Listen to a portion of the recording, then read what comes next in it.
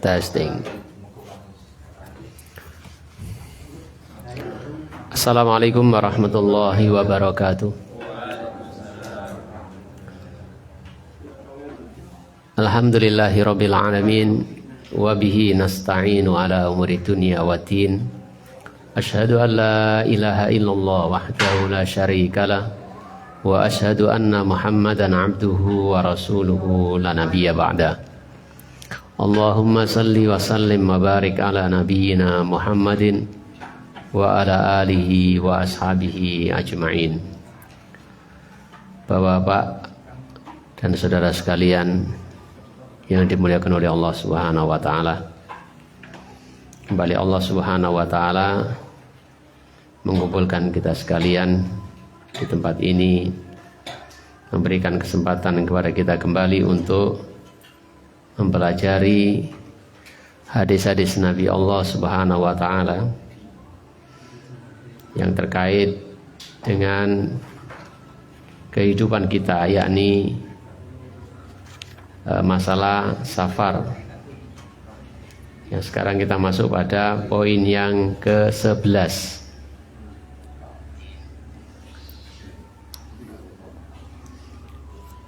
Halaman 353. Bismillahirrahmanirrahim. At-takbiru idza sa'ada uluwan wat tasbihu idza nazala. Bertakbir ketika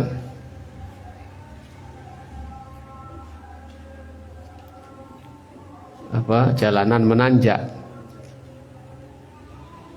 dan bertasbih ketika turun.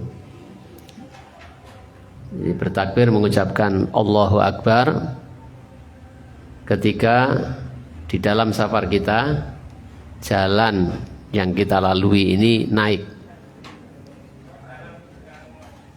dan mengucapkan Subhanallah ketika jalan yang kita lalui atau kendaraan kita ini sedang melaju turun. Rawa Abu Dawud bisanadin hasanin. Imam Abu Dawud meriwayatkan dengan sanad yang hasan, dengan sanad hasan dari Ibnu Umar radhiyallahu anhuma, dari Abdullah bin Umar radhiyallahu anhuma qala, ia berkata, kana Nabi sallallahu alaihi wasallam, adalah Nabi sallallahu alaihi wasallam, wa juyushuhu, dan pasukannya, dan pasukan-pasukannya, idza alau sanaya, apabila menaiki bukit, jadi jalan menanjak ke bukit, kabbaru, mereka bertakbir. Jadi mereka mengucapkan Allahu Akbar. Wa idza habatu sabbahu, dan apabila mereka turun, sabbahu, mereka bertasbih, mereka mengucapkan Subhanallah.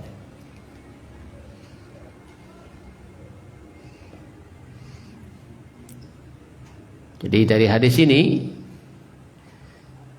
kita mendapatkan keteladanan dari generasi pertama umat ini, yaitu para sahabat, di mana mereka mendapatkan ilmu dari Rasulullah Shallallahu Alaihi Wasallam. Mereka tidak akan melakukan suatu amalan dalam agama kecuali didapatkan dari Rasulullah Shallallahu Alaihi Wasallam atau bersumber dari Rasulullah Shallallahu Alaihi Wasallam. Ibnu Umar radhiyallahu an menceritakan bahwasanya generasi ini atau sahabat-sahabat ini bersama Rasulullah Shallallahu Alaihi Wasallam ketika mereka dalam suatu pasukan menaiki sebuah bukit, maka mereka mengucapkan Allahu Akbar. Ya, nggak usah dikomando takbir, ya nggak usah gitu ya, langsung otomatis Allahu Akbar, Allahu Akbar. Dan ketika mereka turun mengucapkan Subhanallah. Mungkin ini ringan bagi kita, tapi ternyata banyak yang melalaikannya. Padahal di dalam apa yang sudah kita pelajari dari masalah perjalanan atau safar ini? Banyak pintu-pintu kebaikan yang bisa kita peroleh, yang sesungguhnya itu bukan perkara yang berat, ya. Tapi seringkali setan melalaikan kita atau kemalasan menjadikan kita tidak mengamalkannya. Padahal sesungguhnya ini perkara yang ringan. Berzikir dan mengucapkan Allahu Akbar contohnya, dan ketika turun membaca Subhanallah, ini perkara yang ringan, tidak perlu tenaga yang besar dan tidak perlu bayar, dan tidak ada orang yang terganggu dengan bacaan ini kecuali iblis dan teman-temannya. Ya, karena itu kita usahakan untuk mengingat-ingat agar tidak lupa atau dilalaikan oleh setan ketika dalam safar. Ada kebaikan yang bisa kita dapatkan, yaitu dengan zikir. Jadi zikir kepada Allah itu suatu yang ringan diucapkan tapi berat dalam timbangan, seperti yang dikatakan Rasulullah Shallallahu Alaihi Wasallam. Jadi berzikir itu suatu yang ringan diucapkan, tapi sesungguhnya berat dalam timbangan. Kadang-kadang kita dalam perjalanan ngobrol saja, sehingga ketika jalan naik kita nggak tahu, ya, lalai untuk mendapatkan kebaikan dengan mengucapkan takbir Allahu Akbar, Allahu Akbar.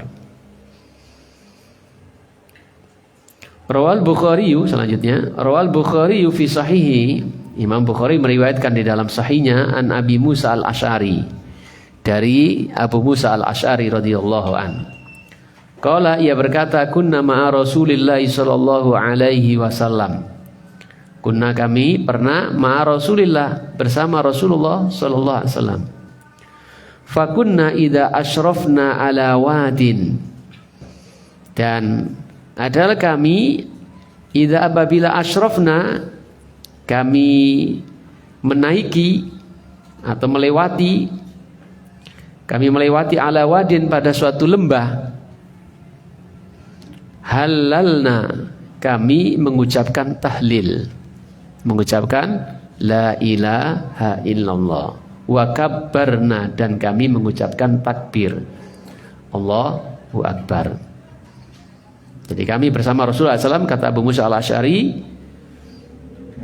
kami pernah bersama Rasulullah SAW melewati suatu lembah, kami mengucapkan la ilaha illallah dan kami mengucapkan takbir.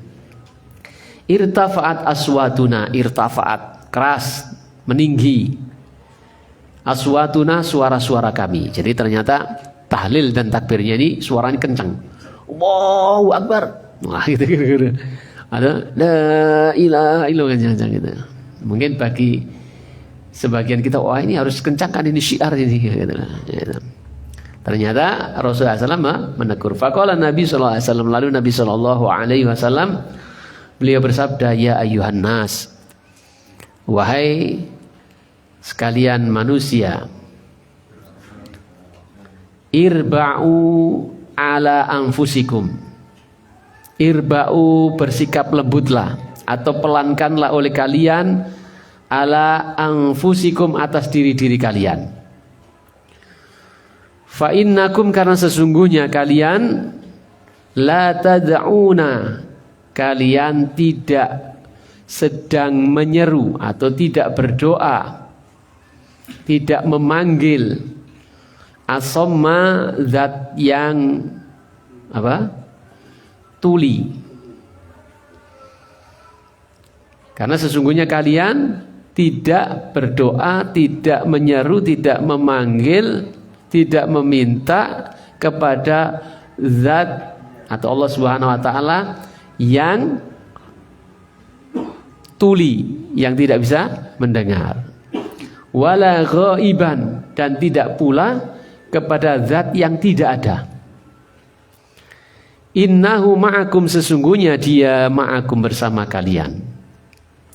Innahu, sesungguhnya dia Allah, sami'un, zat yang maha mendengar, qaribun, yang dekat, tabarakasmuhu wa ta'ala jadduhu, ya, berkah namanya dan tinggi kedudukannya.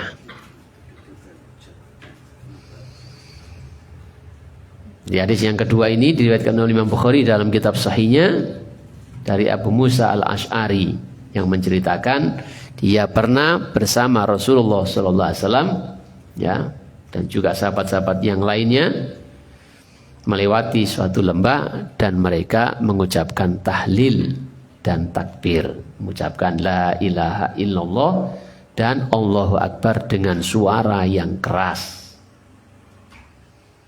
Dengan suara yang keras, kira-kira asik gak itu? Ya. Mantap gak itu? Mantap sekali. Ya, ya mantap sekali.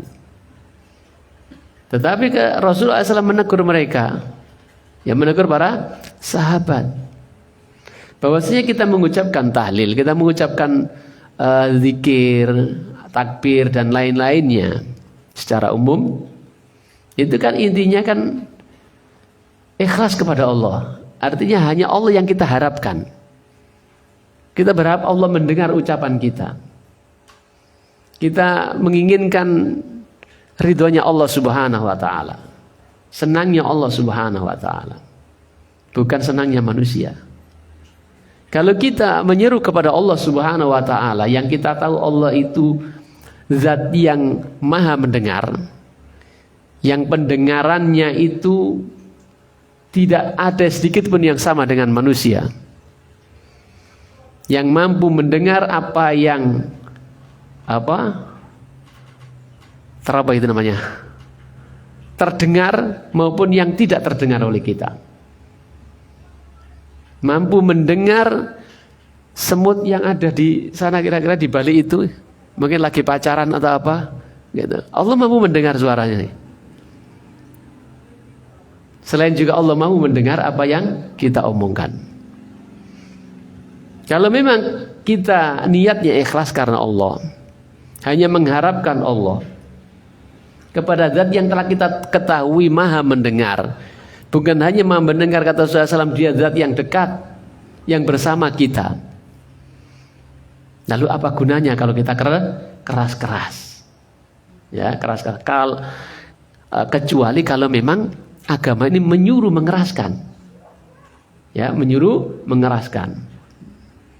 Atau Rasulullah SAW membiarkan ketika sahabat mengeraskan untuk menggetarkan musuh-musuh Allah, kemudian kita bertakbir dalam menghadapi mereka. Ya, ketika jihad, ketika apa gitu.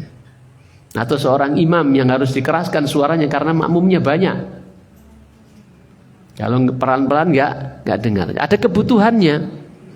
Tapi kalau yang demikian ini kita naik ketika dalam perjalanan kendaraan, kita naik ketika turun, ya cukup apa yang ada dalam diri kita sendiri yang mendengar.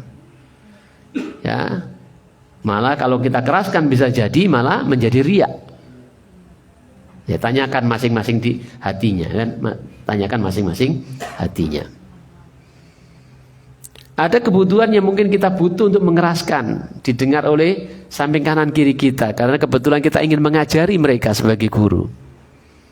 Ya, karena satu contoh itu lebih bernilai, berharga daripada beribu kata-kata. Gitu kata ahli pendidikan. Jadi anak itu lebih bisa meniru kita, mencontoh kita, terpengaruh dengan kita dibandingkan dengan kata-kata kita yang banyak. Contoh terutama orang tua, anak itu malah nih dituturi akeh-akeh malah yo. Kadang-kadang malah nyenggrok. Oh nah ngono ae. Cerewetan wong tuwa. Kapan-kapan nang ngarepe nang burine. Kadang-kadang mungkin butuh dikeraskan dalam mobil. Ya, tanpa harus ayah bertakbir, tanpa harus begitu kan. Allahu Akbar. Subhanallah. Itu lebih bisa dikeraskan karena ada kebutuhan, walaupun juga tidak teriak-teriak. Jadi kalau memang sendiri, kalau memang betul-betul yang kita inginkan adalah pahala dari Allah, ya menjaga keikhlasan kita, cukup diri kita saja yang mendengar. Ya cukup diri kita saja yang mendengar. Ini yang bisa kita ambil faedah dari kejadian sahabat yang ditegur oleh Rasulullah SAW, ya ayyuhan nas, wahai sekalian manusia, irba'u ala anfusikum, lembutkanlah atas diri-diri kalian, atau pelankanlah suara kalian, karena mereka mengeraskan ketika bertakbir dan bertahlil itu. Hingga sampai Rasulullah SAW memberikan sebuah alasan, penjelasan, penegasan, karena sesungguhnya kalian itu sedang menyeru kepada zat yang tidak tuli, dan juga zat yang tidak ada tapi ada. Bahkan dipertegas lagi, innahu ma'akum, sesungguhnya dia bersama kalian. Namanya bersama-sama itu tidak harus menyatu manunggaling kawulolan Gusti. Ya. Namanya bersama-sama itu tidak harus dekat gitu. Ya. Dan kalaupun Allah itu disebutkan dekat, ya dekatnya bukan seperti dekatnya makhluk tentunya. Jadi harus kita kembalikan kepada keagungan dan ketinggian Allah yang tidak tertandingi, yang tidak ada yang menyamainya. Sesungguhnya Allah bersama kita, ya Allah bersama kita sesuai dengan apa yang kita fahami. Bersama bagaimana? Tapi adapun hakikatnya bersama itu bagaimana, ya sesuai dengan ketinggian dan keagungan Allah Subhanahu wa taala. Dan bersama-sama itu tidak mesti harus berdekatan, tidak selalu berdekatan. Sekarang kita ini bersama-sama dekat. Tapi bisa jadi orang mengatakan, saya dari Ganting sampai ke sini itu bersama dengan rembulan, selalu bersama dengan rembulan. Rembulannya watu kono. Itu pun orang bahasakan dengan bersama. Di mana saja saya datang itu selalu bersama-sama rembulan. Iya, rembulan bojone digoncengno. Itu rembulan. Maksudnya rembulannya di atas. Itu bahasa bersama-sama. Innahu, sesungguhnya Allah Subhanahu wa taala sami'un, zat yang maha mendengar. Ya, pendengaran Allah tidak sama dengan pendengaran makhluknya, sebagaimana sifat-sifat Allah yang lainnya. Termasuk dekat. Allah itu dekat, qaribun. Allah itu dekat. Dekatnya bagaimana? Ya, gak usah ditanyakan bagaimananya. Gak usah diserupakan, tidak usah ditolak, ya. Gak usah dipalingkan maknanya. Dari dekat itu maksudnya ya menyatu, gitu.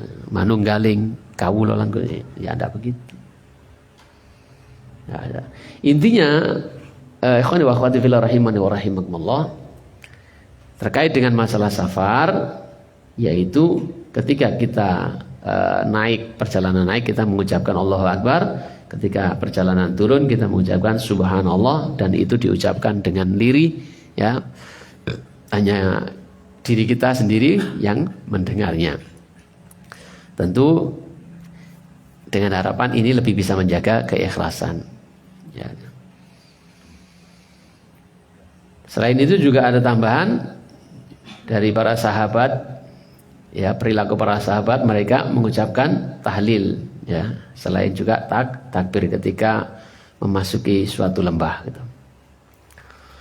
Kemudian poin yang ke-12, ayyadullah ta'ala li nafsihi wa li ahlihi, agar berdoa kepada Allah Ta'ala untuk dirinya dan keluarganya. Agar berdoa, memohon kepada Allah Subhanahu Wa Ta'ala untuk kebaikan dirinya dan juga kebaikan keluarganya, keluarga yang ditinggalkan. Rawat Tirmidzi wa hasanahu. Imam Tirmidzi meriwayatkan dan beliau menghasankan hadis ini. An Abi Hurairah radhiyallahu anhu qala, dari Abu Hurairah radhiyallahu an, ia berkata, qala Rasulullah sallallahu alaihi wasallam, telah bersabda Rasulullah sallallahu alaihi wasallam, salasu da'awatin mustajabat, salasu da'awat, 3 doa mustajabat, yang ketiga-tiganya itu mustajab, dikabulkan oleh Allah Subhanahu wa taala. Yaitu dakwatul mazlumi, dakwanya orang yang dizalimi, doanya orang yang dizalimi. Wa dakwatul musafiri, dan doanya orang yang safar. Wa dakwatul walidi ala waladihi, dan doanya al walid ayah maksudnya adalah kedua orang tuanya, ayah dan ibu, ala waladihi kepada anaknya. Di sini walad itu anak laki-laki, tapi maksudnya adalah anak laki-laki dan perempuan. Jadi disebut laki-laki itu mencakup perempuan, tapi kalau disebut perempuan itu berarti punya hukum tersendiri. Biasanya begitu.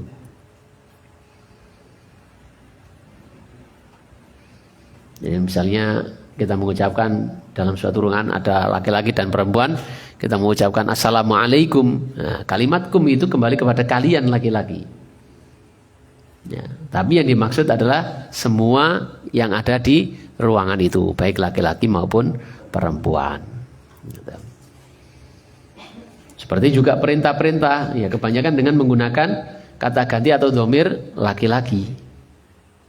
Aqimus sholat wa atuz zakat, dirikanlah sholat, dirikanlah, keluarkanlah zakat. Nah, aqimu itu perintah kepada laki-laki kalimatnya, tapi yang dimaksud mencakup perempuan. Makanya kalau disebutkan perempuan maka hukumnya bisa khusus untuk perempuan, tapi sebut laki-laki mencakup laki-laki dan perempuan. Jadi saya ulangi, Rasulullah SAW bersabda, menyebutkan, memberitahukan kepada kita sekalian ada 3 jenis doa yang mustajab, yang dikabulkan oleh Allah Subhanahu Wa Taala. Tapi aku sendiri kok gak dikabul-kabul no, mungkin durung, atau mungkin doa jenengan terhalangi dengan maksiat jenengan, atau mungkin doa jenengan tertutup dengan ngersuloni jenengan.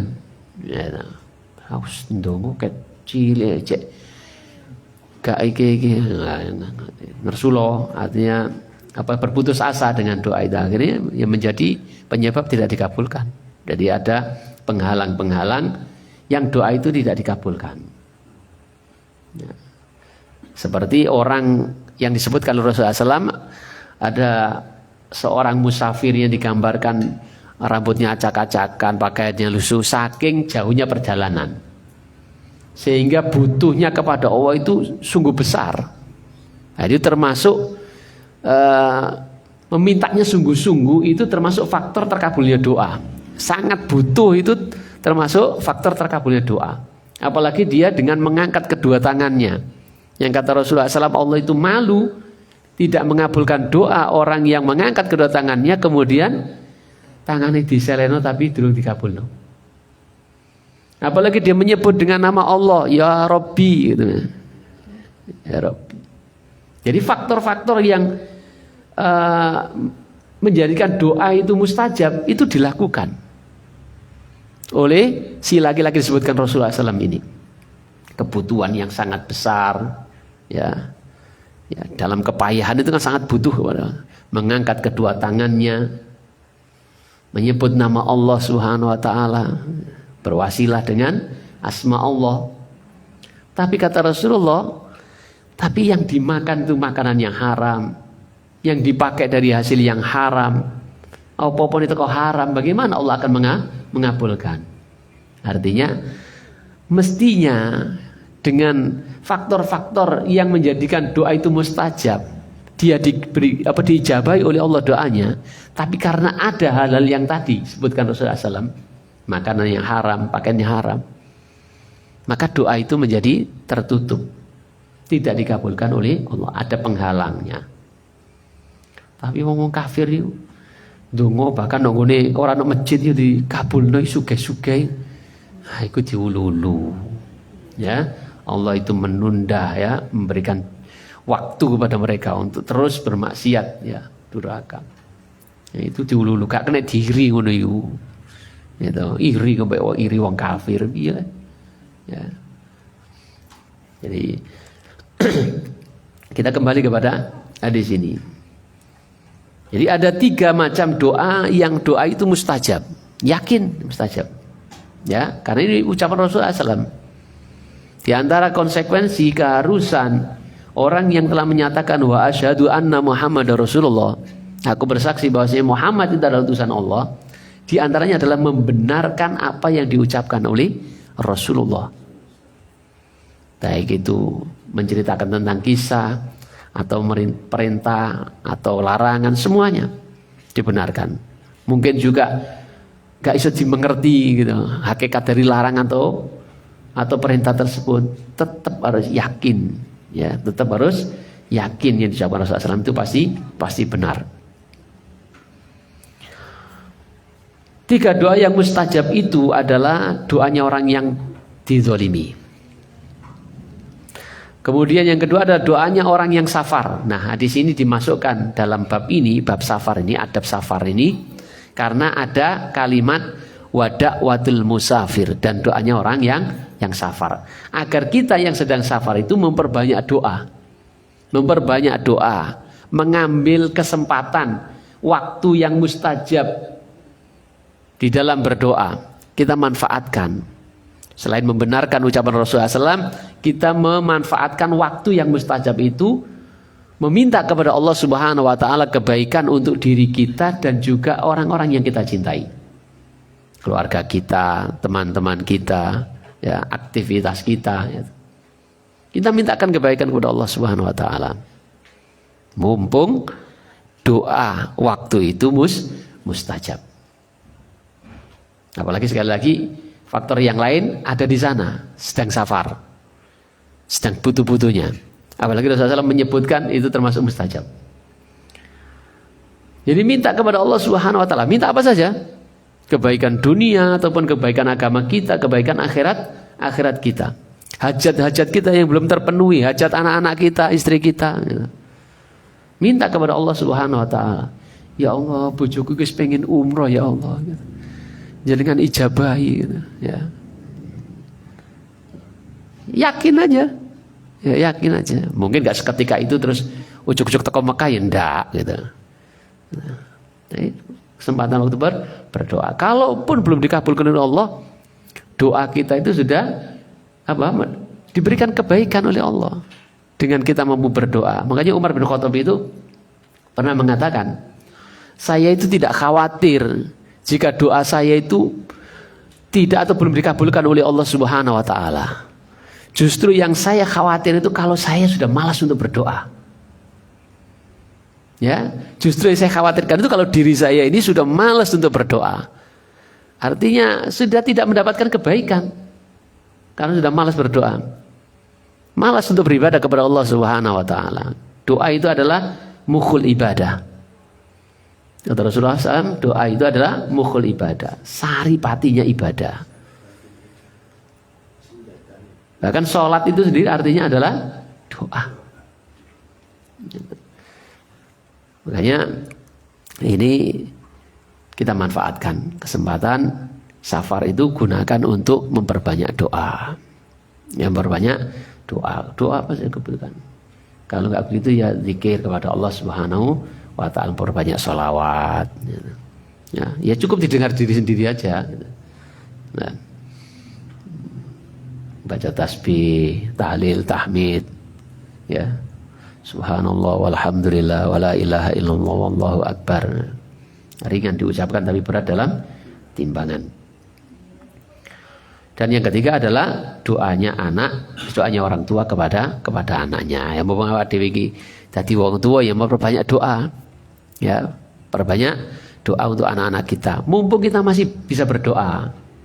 Jangan sampai kemudian kita tinggalkan anak-anak kita, tapi selama hidup kita tidak pernah mendoakannya. Tapi ya aku ya jarang lali, eling-eling ya padha wae. Artinya intinya kita berusaha. Ini adalah 3 doa yang dikatakan mustajab oleh Rasulullah SAW, yang di dalamnya ada doanya orang yang safar, ya, ketika dia berdoa kepada Allah Subhanahu Wa Taala dalam safarnya.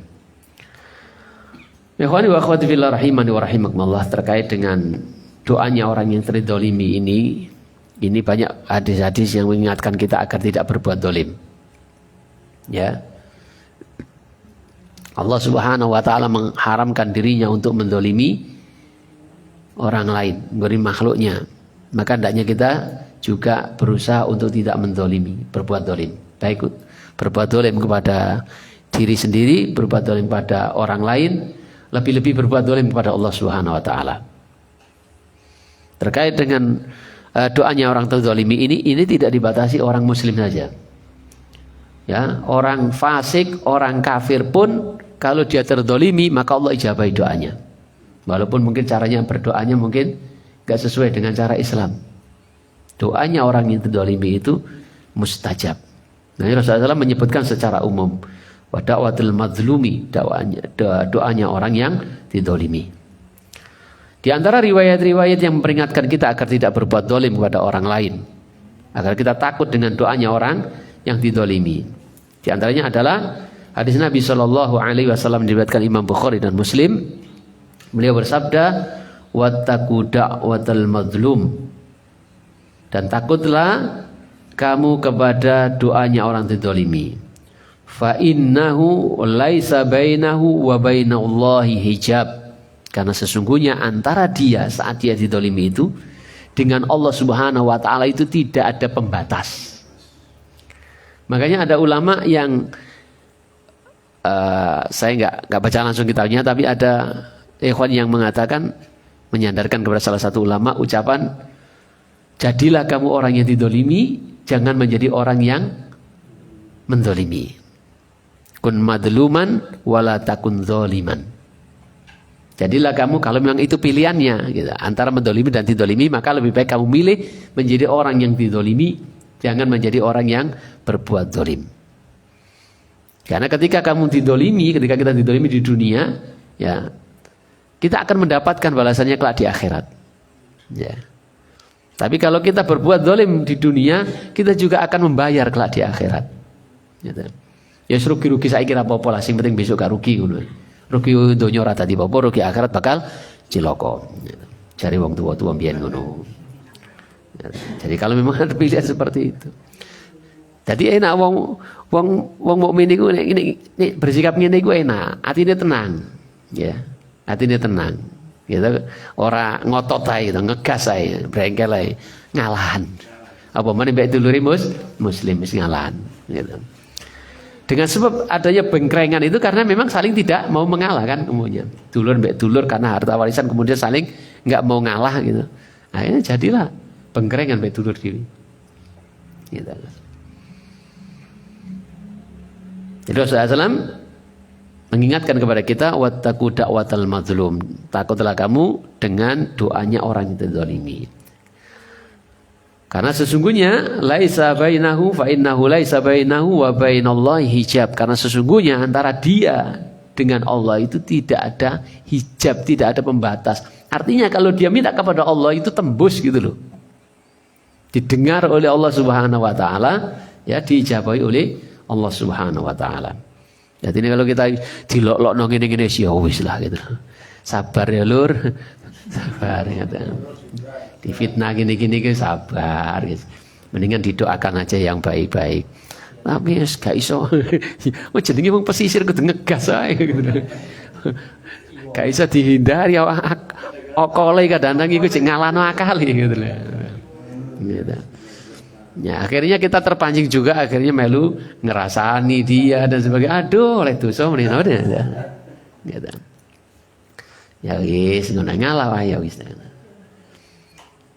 Mbek bojo ya ngono lah pisan. Ora bojo sing ngalah wae. Bojone njaluk ape wayo meneh iya.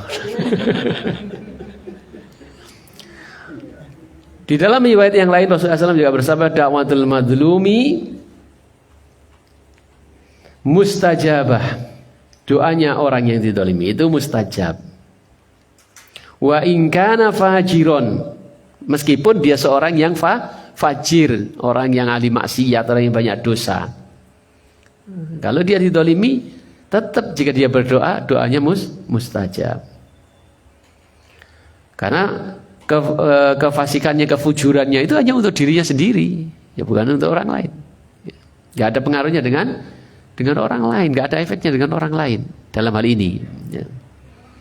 Jadi jangan mentang-mentang kita ini sudah ngaji kemudian dengan orang-orang yang kemudian nggak sholat dan sebagainya, saudara-saudara kita yang belum dapat hidayah, kemudian kita enak aja mendoliminya. Ya wis, seneng wani be Allah wis. Pek wae. Atau apa gitu, kedoliman banyak lah. ya dirasani tempeling dia apa diambil hartanya, itu namanya bentuk-bentuk kedoliman. Ya, semoga kita mampu menjadi orang yang sabar, orang yang berada di atas apa yang kita pelajari. Kemudian doanya orang yang safar tadi, ya semoga kita bisa memanfaatkan setiap perjalanan kita untuk banyak berdoa kepada Allah Subhanahu wa taala, bukan dengan nyanyi-nyanyi dari tip yang kita setel di kendaraan kita, ngapal nomor rojaah lagu, tapi dengan berdoa kepada Allah Subhanahu wa taala. Kemudian yang ketiga, doa yang mustajab juga adalah doanya orang tua kepada anaknya. Ya jangan putus asa untuk berdoa. Cak Wat ya, terus berdoa, didoakan terus anaknya. Ya bukan hanya Cak Wat saja, yang punya anak yang lainnya juga gitu. Ada anaknya, mantunya. Ya Pak yo, masa enggak didongakno mantunya. Saya doakan. Ya mungkin sekarang belum berubah, besok insya Allah berubah, Ya jangan putus asa. Dan insya Allah ketika tanda-tanda diijabahi doa itu nampak gitu, maka kita semakin semangat gitu. Insya Allah semakin semangat. Jauh hari, ya seperti saya sendiri gitu. Jauh hari ketika anak-anak saya masih kecil itu saya selalu berdoa, ya Allah berikanlah dia suami-suami yang soleh, gitu. Berikanlah dia anak keturunan yang soleh-soleha. Tempatkanlah dia di lingkungan orang-orang yang soleh. Saya rasakan doa saya itu dikabulkan oleh Allah Subhanahu wa taala. Yang mendapatkan suami yang walaupun enggak pejabat, enggak kaya gitu, tapi insya Allah soleh gitu. Insya Allah soleh. Sampai saat ini nampak soleh, mudah-mudahan seterusnya soleh gitu. Semakin semangat untuk mendoakan yang lainnya. Ketika masa mencari suami, wayang golek bojo juga enggak sulit-sulit amat ya, gampang-gampang saja. Dasar anak saya kan di pondok gak kenal laki-laki tok, no sopo ya gelem. Suwayai kawin kalian iki gitu. Piye tokno iki iki gelem ta. Menurut sampean piye bi? Menurut sampean piye mi? Sampean yo ya aku yo nah kan ya. Sampai family-familinya kok gelem ae gitu. Ya makanya gak kenal laki-laki. Saya coba anak-anak kita yang keluyuran di jalan, lalu pacaran dan sebagainya pasti membanding-bandingkan gitu. Banding-bandingkan dengan teman-temannya. Teman-temannya nikahnya dengan orang-orang yang seperti itu, yang ngajinan dan sebagainya. Maka ya obsesinya seperti ini yang nampak. Gak ada pilihannya lain. Masalah ganteng kabeh lanang gitu. Masalah ganteng kabeh karena dia tidak pernah melihat yang macam-macam dari wajah laki-laki, model laki-laki. Gak kenal laki-laki Korea, opa-opa Korea, ya gak tahu gitu loh. Ya, gitu loh. Ya, alhamdulillah. Nah, ketika doa itu mulai nampak dijabahi oleh Allah Subhanahu wa taala, ya semakin kita mantap gitu untuk terus berdoa. Mudah-mudahan itu menjadi juga penyemangat untuk antum sekalian. Ya. Jangan ragu, jangan malas untuk mendoakan anaknya. Anak itu adalah ujian bagi kita, cobaan bagi kita. Ya, bermacam-macam model anak gitu. Kalau anaknya baik, anaknya pintar, soleh, tanpa banyak tenaga, ngetak dan sebagainya, ya alhamdulillah kita bersyukur kepada Allah Subhanahu wa taala. Tapi tetap kita berdoakan dia agar senantiasa seperti itu sampai akhir hayatnya. Ya, tetap soleh, soleha. Yang belum soleh, soleha tetap didoakan. Yang kurang apa didoakan. Setiap anak pasti punya kelebihan masing-masing. Tinggal bagaimana kita menanam, maka kita pula bagaimana pula hasil yang akan kita petik dari anak-anak kita kelak.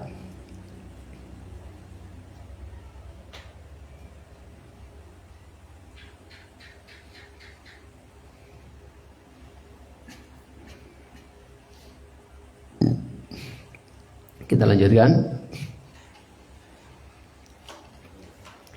Yang ke-13, idza nazala baladan ista'ada billahi min syarriha. Apabila sampai ke suatu negeri, apabila nazala asal artinya adalah turun. Apabila sampai suatu negeri, ista'ada billahi, berlindung kepada Allah Subhanahu wa taala min syarriha, dari keburukan yang ada dalam negeri itu. Jadi apabila sampai ke suatu tempat, sampai kota mana yang kita tuju, maka kita berlindung kepada Allah Subhanahu wa taala dari keburukan yang ada di kota itu. Rawa Muslimun an Haulata binta Hakimin As-Sulami. Imam Muslim meriwayatkan dari sahabiah yaitu Khawla binta Hakim, Khawla putrinya Hakim As-Sulami radhiyallahu anha, qalat, ia berkata, sami'tu Rasulullah sallallahu alaihi wasallam yaqul, sami'tu, aku pernah mendengar Rasulullah sallallahu alaihi wasallam yaqulu, beliau bersabda, man nazala manzilan, barang siapa yang sampai di suatu tempat, ya sebenarnya gampang ini. Barang siapa yang turun di suatu tempat, dia turun. Barang siapa yang sampai di suatu tempat, tsumma qala, kemudian dia mengucapkan, a'udzu bikalimatillahi tammati min syarri ma khalaq. Lam yadhurruhu, tidak ada yang membahayakannya, syai'un, sesuatu, hatta yartahila min manzilihi dzalika, hatta sampai yartahila, dia berpindah, min manzilihi, dari tempatnya, dzalika itu. Jadi ini doa ketika kita sampai di suatu tempat, ya tidak harus kota, tidak harus negeri. Misalnya kita goes sampai mana gitu, lereng gitu, puncak gunung atau apa, kita ucapkan itu doa perlindungan itu. A'udzu bikalimatillahi tammati min syarri ma khalaq, yang artinya kurang lebih aku berlindung dengan kalimat Allah yang sempurna, min syarri ma khalaq, dari kejahatan atau keburukan, ma khalaqa, apa yang diciptakannya, apa yang telah diciptakan oleh Allah Subhanahu wa taala. Dan doa-doa sesungguhnya banyak sekali yang diajarkan oleh Rasulullah SAW. Setiap aktivitas kita ini sesungguhnya banyak penuh dengan doa-doa yang diajarkan. Sejak kita bangun tidur sudah diajari berdoa kepada Allah Subhanahu wa taala. Alhamdulillahilladzi ahyana ba'da ma amatana wa ilaihin nusyur. Salah satu doa bangun tidur. Ketika kita mau apa, mau makan baca bismillah, mau minum baca bismillah. Mau masuk kamar mandi, ya baca doa masuk kamar mandi. Allahumma inni a'udzubika minal khubuthi wal khaba'is. Ketika kita keluar dari WC juga ada doanya, ghufranaka. Ketika mau nyopot baju juga ada doanya, ada lafadznya gitu. Ketika bercermin juga ada, ketika pakai baju ada juga. Ketika keluar rumah juga ada doanya. Masuk rumah ada doanya. Naik kendaraan ada doanya. Ngono ku ya dilakoni kabeh. Oke, ora ya. Ya. Ketika di jalannya naik ya ada bacaannya. Ketika turun ada bacaannya gitu. Ketika terjatuh juga ada. Ini jatuh lebih apa nih? Nih jatuh baca bismillah. Nah, ini yang sering kali kadang orang nggak tahu gitu. Ketika jatuh itu kita mengucapkan bismillah. Ya. Bukan selamat. Tapi baca bismillah. Itu kejadian ketika Rasulullah SAW bersama salah satu sahabat yang kemudian kendaraannya terjatuh. Lalu sahabat itu, setan ini. Nah gitu. Refleks mengucapkan setan itu. Kata Rasulullah, jangan kau ucapkan seperti itu. Nanti setan membesar sebesar rumah. Tapi ucapkan bismillah, maka dia akan mengejar. Kata setan, aku sudah bisa menjatuhkannya. Gitu. Besar. Jadi baca bismillah. Dan itu ternyata jarang diamalkan di kita. Ya. Ya. Innalillahi. Iku ini gak saka petek. Ya. Ya. Tapi kalau di Arab itu biasa, Saudi itu ada jatuh bismillah gitu. Bismillah. Soalnya kadang-kadang kita itu main perasaan. kok bismillah itu kaitannya piye? Bismillah kan api apa-apa ngono macam bismillah produk pantas. Wis to hati sing ngono wis gak usah akan pikiran gitu loh. Gitu. Ya, kita kemain perasaan dalam beragama ini. Jadi ketika jatuh bismillah gitu kan, banyak doa. Itu semua mengajari kepada kita agar selalu connect dengan Allah Subhanahu wa taala. Apapun yang kita rasakan, kita alami, baik susah senang ya, hendaknya kita selalu ingat kepada Allah Subhanahu wa taala. Paling tidak seperti itu. Ya. Hikmah dari doa-doa yang diajarkan. Ya, termasuk doa-doa perlindungan. Ya, doa-doa perlindungan mau tidur. Nah, banyak zikir-zikirnya sudah kita pelajari. Belum ya? Belum, insya Allah mau tidur. Bangun tidur dan seterusnya. Dan kita kembali kepada hadis ini, semoga bisa dihafalkan. A'udzu bikalimatillahi tammati min syarri ma khalaq. Apalagi jika kita sampai di suatu tempat yang mungkin kita merasa ini banyak kejahatannya ini gitu.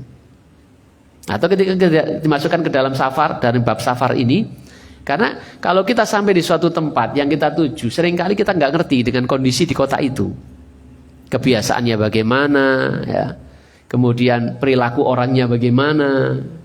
Kita buta kadang-kadang dalam permasalahan seperti itu tentang suatu daerah. Maka yang paling praktis adalah kita memohon kepada Allah Subhanahu wa taala. Ini yang paling praktis. Gambarannya begini. Kalau kita itu misalnya dikejar anjing, gitu. Paling gampang itu kita minta kepada yang punya anjing agar tidak mengejar kita atau menggonggong kepada kita. Mister anjingnya gitu. Daripada kita husak terus itu pegel dewe gitu. Jadi langsung minta kepada Allah. Setelah itu baru berusaha. Jadi berlindung kepada Allah Subhanahu wa taala, apalagi hal-hal yang gaib bagi kita yang kita tidak ketahui tadi. Termasuk dalam makhluk gaibnya juga yang kita tidak bisa melihatnya. Maka tameng yang paling kuat adalah berlindung kepada Allah Subhanahu wa taala. Ada sebuah cerita. Saya waktu itu baca dari mana saya lupa. Seorang warga negara Eropa, Inggris atau mana, seorang wanita. Dia lupa waktu ketika bersama teman-temannya, ya di Inggris. Bersama teman-temannya, dia lupa bersama teman-temannya sampai lupa waktu sehingga larut malam. Ketika dilihatnya jam itu ternyata sudah malam. Maka dia berusaha untuk, saya harus pulang gitu, sudah malam. Ini seorang wanita. Kalau dia naik kereta, di kota itu lebih cepat daripada naik bis.